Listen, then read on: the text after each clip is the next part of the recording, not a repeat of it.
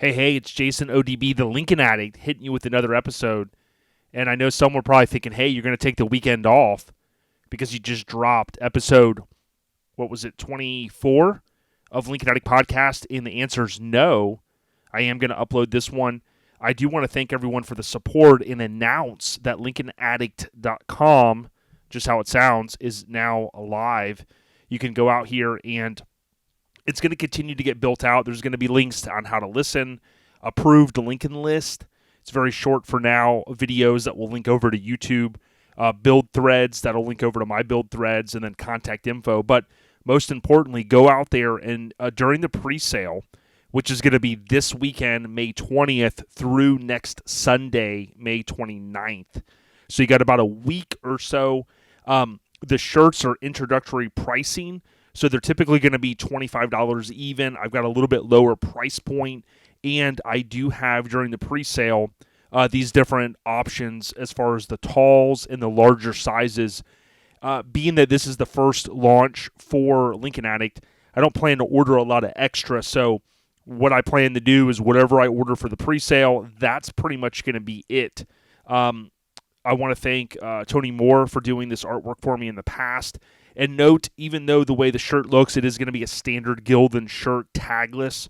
And the only exception to that is some of the sizes, the larger sizes, sometimes they're not available in tagless. So go out there. The pre-sale, again, is a little over a week, and I will ship those out. Now, what's going to happen is when the pre-sale ends, I submit the order to Graphic Disorder, the best in the business, and it takes him about 2 weeks or so lead time to print them and ship them to me. I bag and tag, and then I'll ship them out to everyone. So just note, the ship time is going to be sometime in June. Appreciate all the support. Again, great price point and fairly reasonable shipping. And then I will also say, don't forget, I do have 2 stickers. So I've got the Project Smugglers Blues, the blue color. You got 1 for $5 or 3, or 1 for $5 or 2 for $7.50. And I'm also doing a pre-sale on the original sticker, which is the white and black. So go on out there and pick you up some merch. Again, thank you for the support. Let's dive into the 66 Lincoln Continental. As I jump into this one, I do want to let everyone know that I recently had mentioned about the vent windows. And my intel, thanks TC, is that in 63 is when they went to the power vent windows. So that's what I understand as of now. As I learn new things, I'll make sure I give those updates. And then someone had commented in Lincoln Addict Facebook group about the tilt steering, and I do stand corrected. In 67, it was not a GM tilt. It was a Ford product. So 66 did have the GM tilt column. It differed from 64, 65. But in 66, it was GM, and then 67, it was a Ford product. So thanks to the gentleman that had mentioned that, and I did verify that information this evening. All right, this one won't be as long, I think, and the reason being is this car looks like a nice car. 66 Lincoln Continental, blue leather is the title, and what you're going to see when you scroll down is kind of a brief description. The owner had it 4 years after it was restored. The vehicle's drivable is what they say. The car does not have a warranty, of course, and it goes on to talk about new paint, new leather interior. The top has been gone through. This is one key thing. When you mention like a John Cashman who's now retired, or Blair Farmer, or one of these guys like Mike Moreno, these top guys that have been doing it forever, this adds value to your car. So this is great that the gentleman mentions this. The windows work. He does say, except the driver rear needs attention. Front suspension has been redone, carburetor rebuilt, new tires, new carpet, new scuff plates, re-chrome bumper trim. The car is 95% ready to go, 70,000 miles. He purchased it from a neighbor. So he's probably trying to flip it. Nothing wrong with that. That's the way the world goes.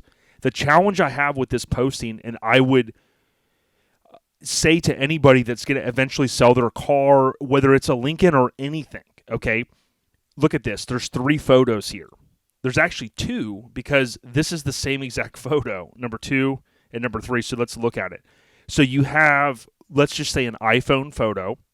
iPhones perfectly fine to take photos with, Android device, but you have a a portrait. So the phone's being held up and down. He takes several steps back. He shoots a photo with the suicide doors open, okay? You've got the front clip. Obviously, it's not perfectly framed right there. So you're kind of missing that front corner, and then you've got plenty of room. You could have easily taken a better photo. My suggestion is always turn the phone into landscape and take a good photo that you're going to be able to see the entire car. Now, on top of that, again, one photo, two photos, those are the same. Let's count that as one. And then you have a rear photo here. He's done the typical, use the phone where you can kind of hide the license plate. I kind of understand this because people are like, well, if somebody, could had access to the DMV, they could look up, blah, blah, blah. But look at this. You can kind of still make it out. I mean, I didn't download it and zoom in more, but it looks like STY745. Okay. But let's look at these photos. So this photo, the car does look nice. It has I'm not going to say a great description. It has a better than some description. The photo here is too far away. It doesn't give us any information. And oh, by the way, if you have a convertible and John Cashman's worked on it or whoever's worked on it, listen, that's the biggest selling point of this car is the convertible. Let's see some photos with the top down. Let's see some photos with the top halfway up. Let's see a video link in there to YouTube. And again, you could take your phone and just walk around the car, post that right from your phone to YouTube. You can make it private if you don't want other people to see it. And you can then share that link. Whoever has the link can then view that video. So you would paste it in your description. From here, you see a little bit, you see more. You see obviously the top that he had mentioned, the suicide doors are open. But I mean, come on. Like, this is why folks do hire people to broker deals or, for someone that was local to me to say, hey, Jason, can you come out, take some photos of my car? Let's put together a really good description of it. Let's get photos underneath it. That goes a long way. So this car, they're asking a pretty penny for it, right? So $40,000. I had showed you guys the car that was on Bring a Trailer, and it was a 64 sedan, and it went for $36,000 and change. It's because the work was done to it. They showed it, and it was a really, really, really good presentation. Okay, that's so important with these cars. When we go back here, you guys have seen me talk about this little piece here. There's a trim piece. I kind of call it like a flap. That piece goes right in here, and it doesn't do anything but kind of conceal that space there. And steel rubber makes that product, my understanding. Now, when I look at this, the bumper does seem like it needs to be adjusted some because, again, I think many of you can see you've got this gap here, and the gap is clearly something's not right there. Here, it's hard to tell with the white paint if is the deck lid not aligned right, what's going on there.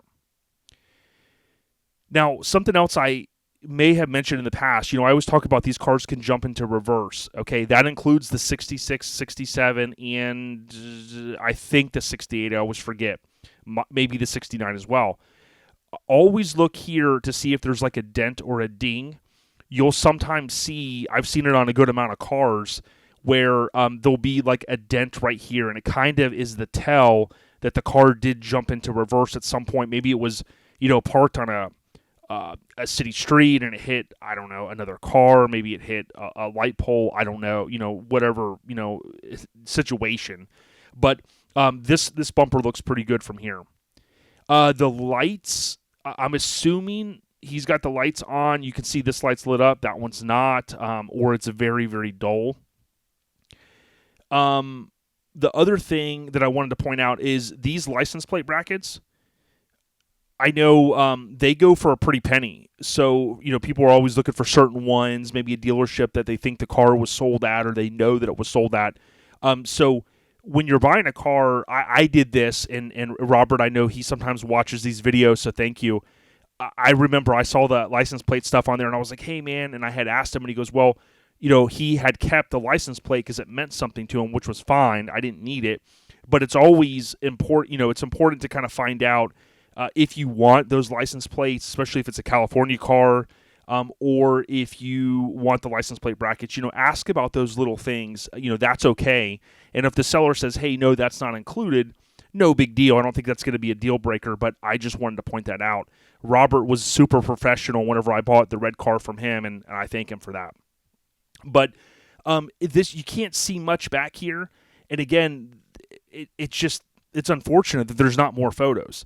For a car that is going for, the buy it now price of $40,000. I mean, it's not even an auction.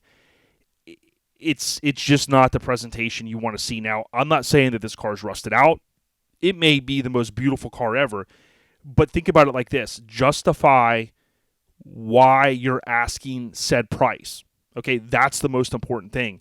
The 64 sedan from Bring a Trailer, you can go back and watch that video. They showed the engine bay getting cleaned up and resprayed. They showed the timing gear. All that stuff was updated. But most importantly is all those details. Like, we could see it, we could verify it, and I would feel comfortable not even having someone necessarily go look at that car. Now, I don't recommend that. I always recommend you have someone look at the vehicle or you get eyes on it. But in this case, I would not recommend if somebody was working through me and they said, hey, find me a car, and I get on the phone with this guy and I start talking, and depending on if he goes, oh, man, I don't, you'll sometimes encounter someone that's like, well, look, I'm not a techie person. And they go, but I have a digital camera and I took 100 photos. Okay, download those to your computer, put them into a Google Drive folder, Dropbox, iCloud photos, something. I mean, everybody kind of knows there's a million ways to share photos now, and they could easily do that. But again, to me, it's not fair to a buyer to look at this car and go, man, this looks pretty good, let me buy it. And let's say they get it and they restored everything on top and it's rusted out on the bottom. That wouldn't be good. Let's say maybe all the windows don't work. They assume they did. I've had people say before that, oh, yeah, the windows work great, and they don't work at all. Okay, again, people will say almost anything. I hate to say this. I've seen it happen. When they get ready to get that money transferred to their bank account or put in their hand, oh, yeah, man, this car's nice, man. I mean, you're going to have no problems. And then it breaks down 5 minutes later. Oh, not my problem. I've seen it happen. Tony bought a 65 not too long ago. Oh, running and driving.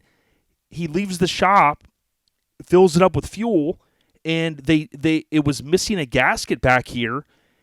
Luckily, the car didn't catch fire. He starts filling it up, and fuel starts pouring out underneath the car onto the hot exhaust. Well, must have happened in transit is what they said. We're like, come on, really? I mean, no. So again, I have seen it time and time again, and this car could easily be worth this much money, easily, with this mileage, and, it's got blue interior, blah, blah, blah. But we can't even really see what other features does it have. Now, I did kind of look here. Doesn't look like it has, the contour bucket seats.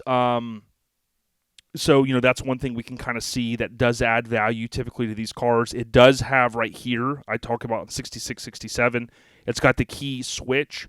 So you can put your key in there, and then you could open the deck lid. That bypasses the switch up here. So sometimes people will have, where it's not working here, but you can put the key in, and that's wired right in. So, those are a couple things that you can see here. The tires look good. It's got the hubcaps. I mean, this is a nice car. But unfortunately, this gentleman or whoever's selling it, which let's look back here. You got nine. So, sometimes you can kind of look over here and you see, okay, in the last 6 months and, okay, this and that. You can kind of see what they sold. Sometimes you can click on it, that type of thing. But bottom line is this isn't good enough for someone, even if you've got a lot of money. Don't risk it. Don't play, any games where you don't have someone look at the car. Get on the phone with them if you can. Send them a direct message, which you can do through eBay. eBay does not allow you to post your phone number out here, so you'll often see like removed by eBay. That's certainly important, and that would allow you to get in contact with said person and find out more information. You might get a million photos and you still may not feel comfortable, and then that would mean, hey, have someone go look at it. Certainly don't feel like, oh, this is the last car in the world, because these cars do continue to come up for sale. We've seen it. And this is just one example of a potentially nice car that the person is, I don't want to say being negligent. The person's not doing themselves justice by not giving more detail. Okay? So showcase what the worth of the vehicle is. Okay? If you have a car that's rusty and it has a little bit of stuff here, don't say it's a rust-free car. Show the people through photos, hey, there's a little bit of rust here. I've had someone look at it, such and such, give that detail. So that's all I got for this one. Again, I would ask you to go to LincolnAddict.com. That's the website that will land you right here on the Big Cartel site. You can go in, you can buy stickers, blue or white. You can also buy the shirt. And I certainly appreciate all the support. There are tank tops available. I didn't add hoodies. If anybody wants hoodies, hit me up, leave a comment. I can add hoodies on there. They're a little bit more expensive, about double the cost. I usually do hoodies and zip-ups on the stuff that I launched for Our Lifestyle Podcast. But just know you come out here, you show your support. Again, I don't do Patreon or anything like that, so this will go a long way to at least launch the brand. I do have other artwork in the pipeline, and what I will say is it's going to be some of the coolest stuff ever. So I've been excited for the last few years to launch the brand in terms of merchandise. So get on out there, LincolnAddict.com. ODB, we got one more work week before Memorial Day weekend.